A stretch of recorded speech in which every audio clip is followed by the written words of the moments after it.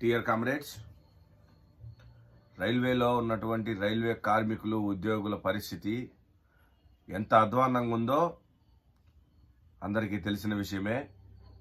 ఇప్పుడున్నటువంటి కార్మిక సంఘాలు ఎటువంటి పరిస్థితిలో ఉన్నాయో కూడా మీ అందరికీ తెలుసు. రైల్వేలో ఉద్యోగస్తులకు మద్దతు ఇవ్వాల్సినటువంటి కార్మిక సంఘాలు రైల్వే ఉద్యోగుల దుర్భర జీవితాలకు సాక్ష్యాలుగా నిలిచాయి. కాబట్టి ఇప్పుడు జరగబోయేటువంటి సీక్రెట్ బ్యాలెట్ ఎలక్షన్లో ఇండియన్ రైల్ మజ్దూర్ యూనియన్ 3వ ప్రత్యామ్నాయ వ్యవస్థగా ఉంది.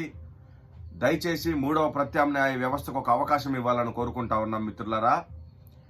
జరుగుతున్న పరిణామాలు రోజు రోజుకి అధ్వాన్నంగా కార్మికుల భవిష్యత్తును దుర్భర పరిస్థితులకు అద్దం పట్టేవిగా తయారవుతా ఉన్నాయి.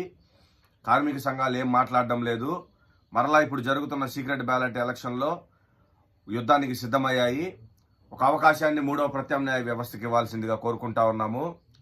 పాత పెన్షన్ స్కీమ్ గురించి ఆన్ గ్రౌండ్లో పోరాడుతున్న సంస్థ మిత్రులారా, అక్టోబర్ 1, 2023 రామ్లీలా మైదానంలో ఢిల్లీలో 18 లక్షల మంది ఉద్యోగస్తులతో అతిపెద్ద ఉద్యమం చేసిన ఘనత ఈ సంస్థది. ఆ తరువాతనే కేంద్రం నెగోషియేషన్స్కి ఒక అవకాశం ఇచ్చింది. ఆ ఇచ్చిన అవకాశాన్ని మనం సద్వినియోగం చేసుకోలేకపోయాం.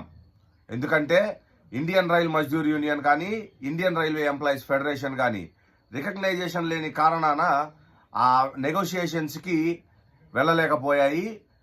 ఆ రికగ్నైజేషన్ ఉన్నటువంటి సంస్థలు ఏవైతే ఉన్నాయో వెళ్ళాయి. ఎన్పిఎస్ నుంచి ఓపీఎస్ తీసుకొస్తామని చెప్పి ఎన్పిఎస్ నుంచి మరలా యూటర్న్ తీసుకొని యూపీఎస్ తీసుకొని వచ్చాయి. కార్మికుల భవిష్యత్ ఇది కాదు. కాబట్టి అందరికీ తెలుసు, ఒక అవకాశం కోరుకుంటుంది ప్రత్యామ్నాయంగా. దయచేసి అవకాశాన్ని ఇవ్వండి.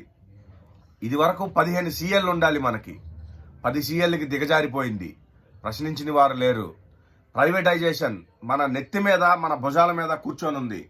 ఎంతోమంది మన కార్మికులు రిటైర్డ్ అవుతున్నా కానీ రైల్వేలో రిక్రూట్మెంట్ లేదు, దాని గురించి ఆలోచనే లేదు. ఆ పని భారం మన మీదే పడుతుంది. ఆ పని భారం మోయలేని భారంగా తయారవుతుంది. తద్వారా రైల్వేలో హ్యూమన్ స్క్రాప్ పెరిగిపోతుంది. అందరూ చాలా వరకు మెడికల్ పరంగా ఇబ్బందులు పడుతూ ఉన్నారు. అందరూ కూడా నాయన జరుగుతున్నటువంటి పరిణామాలను ఆలోచన చేయండి. సీఎల్ పోగొట్టుకున్నాము. బోనస్ ఏదైతే తీసుకుంటున్నామో 7,000 రూపాయలు బేసిక్ మీద బోనస్ తీసుకుంటా ఉన్నాము.